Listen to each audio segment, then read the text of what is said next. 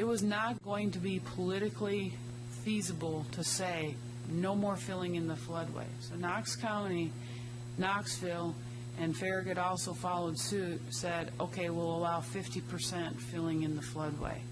And so that is what all three of our flood regulations now state. And so I put my pens where you could have 50% of the floodway. And the 50% is measured as a distance from the floodway to the flood fringe edge, not the volume.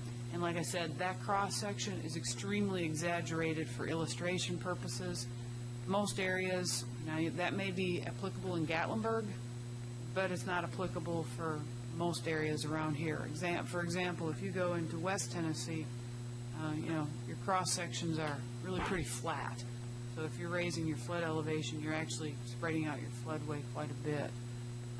But that is the, I think, Craig, you're the one that pointed out, or the businesses along Campbell Station Road. That wouldn't be allowed now. Aubrey's, with how Aubrey's built on fill dirt, would not be allowed. Of course, Aubrey had some serious parking lot issues because it kept subsiding over the years because it was built on fill dirt. But the more that there is development, and the more we have these, I don't know if we should call them flash floods, but they're more akin to tropical storms than they are to what we traditionally were used to. The theory of a 100-year storm is kind of going out the window, and they're going to have to come up with some other modeling. That was one of our questions of the consultant when we met with them last about, are you reevaluating your modeling techniques to take into consideration, for lack of a better term, these flash floods? Because where you get, I know that Ed remembers, but it was close to 10 years ago when we got that 5 inches of rain over Fox Run in 45 minutes. That just doesn't happen very often. I'm sure everybody up there remembers it very well. I guess the question that I have, if we approve the Allens for C1 and they build these lines, is there a government agency that has approved them building this where when I get out on Kingston Pike, Kroger's not flooded, Pinnacle Bank's not flooded? Has someone done a study that's going to tell me that whatever the Allens build, and their property may not be flooded, but they've just pushed the water downstream for someone else's problem, and like in an exaggeration, flooded Kroger and Pinnacle Bank? That is my main concern. Isn't that why we have study. Detention basins? Detention basins do not deal with the mass volume of water coming down whenever you have that kind of storm. Yes, it is supposed to help, but that's why we're going away from piping the world with hard surfaces where there's no opportunity for infiltration. And detention basins, really I'm not sure if I can draw it very well, but how Daryl has described it is that detention basins, when you have a flood event, you have a volume of water, and the goal of a detention basin is to keep that volume the same, but it will sustain, the level will be higher longer. I mean, it will sustain that level longer so that your peak won't be higher, hopefully, but that the amount that that's why people often argue if they're on the stream, they shouldn't do any detention, because they should actually get their stormwater immediately into the stream so that everybody else that's detaining, that they don't all hit the stream at the same time. And I know David can talk to that, because I know I've sat countless meetings listening to engineers go back and forth with the pros and cons with that particular aspect. But when you have a flood event, yes, the stormwater detention holds it, but you're still having a flood event. Charging the same amount of water, you're just discharging it over a little bit longer period of time. Well, if I could just go back to this poster board that we're talking about, a small portion of property in the floodway, and a huge portion And this is not the detention pond. There'll be detention ponds designed into the system, but this is the mitigation area, which is designed to hold water. And you can just see visually how much bigger this area is that we're replacing the portion that we're taking out with. And so we're not opposed to working with the staff, doing another study, because we don't want our property to flood, and we don't want other people's property to flood. We just showed you this morning, tonight, because at the last meeting there were questions about the flooding and how you would handle that and how you could build in the floodway and those types of issues. And this also, to us, illustrates how you change the front of the property so that it becomes a premier piece of property rather than what it is now, by raising this level, creating visibility, reconfiguring things. And so for both of those reasons, we've shown you this tonight, but this isn't the final product. I mean, if we need to go to have David Harbin and his firm do another study based upon criteria that the town gives us, we'll do that. And, you know, we've been probably evidenced a little frustration tonight because we've been in this process for a long time. I mean, before we got to the first meeting, we were in, I can't tell you how many development meetings, and it went on, and we had probably spent $80,000 or $90,000 in traffic studies and tree studies and engineering, and we finally had to hire an attorney. And we have probably evidenced a little bit of frustration because it seemed apparent to us from the beginning that this should be a C1 property. But what we want to do is create something that's good for the town and good for us. We want to work with you, but we don't want to wait 2 more years or 3 more years down the road to do that. I mean, there's a tremendous economic cost to the process that we're in, and I'm not sure that everybody realizes how much it is. I appreciate your patience, and I want to make a couple statements. First of all, I don't want anybody to think that any member of the town staff was trying to be dishonest or unethical. And David, I apologize you feel that way, because that's not how we operate. You know, I know one of the things that our mayor stated over the last several years, we want everybody that comes to this community to feel like we're trying to work with you. And I want you to leave here tonight feeling the same way. Certainly the frustration is more than evident, so I apologize for that as well.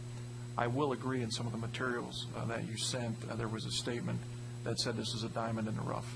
I would agree with that. I think this is a very interesting piece of property. And, you know, it's one that I look forward to seeing it develop. Noah raised a point that I want to come back to. You know, we really kind of have 2 separate issues here. And so I want to ask a question. Ruth, I guess I'll ask it of you. And David, maybe it applies to you as well. I do agree with the fact that it makes sense to me, not from an engineering standpoint, but from a development standpoint, to move or to provide the fill in the red area that they indicated and provide the relief in the green area. What do we have to do, Ruth, if we would agree that that's acceptable? Is this something that we as a board vote on to do that? First of all, that's not the application that's before. No, I know. I'm just asking that question since it was raised. What happens in that regard? They have to have FEMA approval, and then you have to prove it as the Planning Commission and the Board of Mayor and Aldermen. And also the property is zoned open space park to prevent this, as one extra step to protect this environmentally sensitive area. So the property has to be rezoned from open space park, but they have to have the flood study approved by FEMA. And I reiterate what I said earlier, is just because FEMA approved it doesn't mean the town has to approve Okay. it. You answered that. Thank you for that. I appreciate it. I think part of what you're looking for tonight is a little bit of feedback from the board here. And I can't speak for all of them. I can only speak for myself.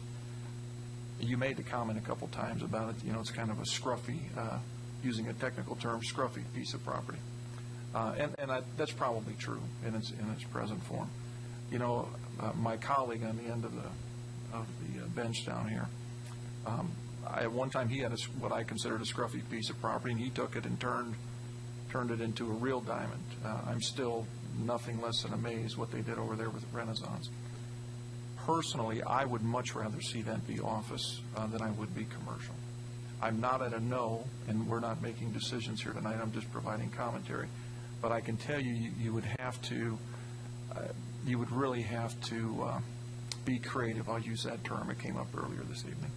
I think it's a much better place to have some offices than I do see at commercial site. So I'll offer that to you. Again, I don't want anybody to leave here thinking we're not trying to work with you. We want everybody that comes to this community to feel welcome and to ultimately be very successful. May I ask you a question in regard to your comments? Yes. Do you see all of the property as being office, or do you see this portion That's a fair question. at the I would. front being commercial? Because Yeah, I can see the front piece that you have indicated here. I could see that being commercial. I really could. I will grant you that. But the majority of the property towards the back, the non-frontage on Kingston Pike, if you will, I really see that a much better fit for office. And quite frankly, I think it would do very well as an office park. I remember one of your concerns the last time was the traffic of students coming and going through your property. Is that still an issue with you, especially if you think you can have access from the school driveway there? That was never a concern of mine. That was a concern of someone else, but not me. One of my neighbors. But I will say this also about the flooding. My road didn't flood. Where I'm talking about filling up there where the veterinarian's drive is, at 884, which is what we were going to fill to, that area did. I didn't see any of my road flooded. And part of the problem over at the Kroger Center may have been their drainage. It may have been stopped up. You know, it may not all have been because of the rain, and plus because of the creek. And you also have to consider when you have that downpour, it's not the creek, not just the creek, it's also the amount of rain that's coming down on the surface. And they may have had drains stopped up, or who knows. But I know my property, where my road was and where the vets were and where I'm talking about filling my property to, that area did not flood. And my other property, for it to flood, the majority of my property, about 8 or 9 acres, most of the subdivisions, Village Green and stuff, would have to flood because I'm above them, across the road from me. I'm higher than that. I disagree, I know, on the office part, because I think if you go down Camel Station Road and you look over there, when you get past Rural Metro, you see my property. It's clear as day. And when you consider would be a building there that may be another 15 or so feet high, maybe 20 feet high, we're talking about an elevations that it's very much higher than Camel Station Road, and I think it would be visible. So I think it is a good area. I'm not arguing with your point of visibility. I'm just saying I believe it's a better fit for office. And again, I'm not at a no. You'd have some convincing to do, but I'm just giving you my feedback. I understand. That's why we're here. Can I try to boil this down? We've got two issues. A potential zoning in the future. We're not voting tonight.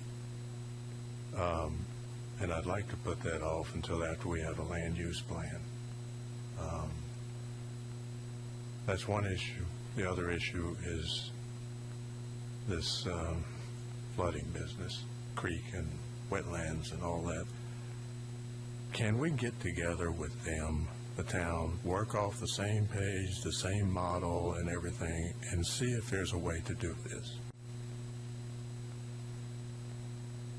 They have to have the study approved by FEMA. It's not something that... We'll do a joint study and have FEMA look at it.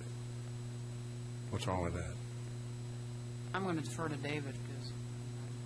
I believe at this level there is an acknowledgement form from the staff acknowledging the study. I would at least need that from the staff to send it off to FEMA for them to even consider approving this. I would need that as a minimum from town staff. I think they call it the community acknowledgement form.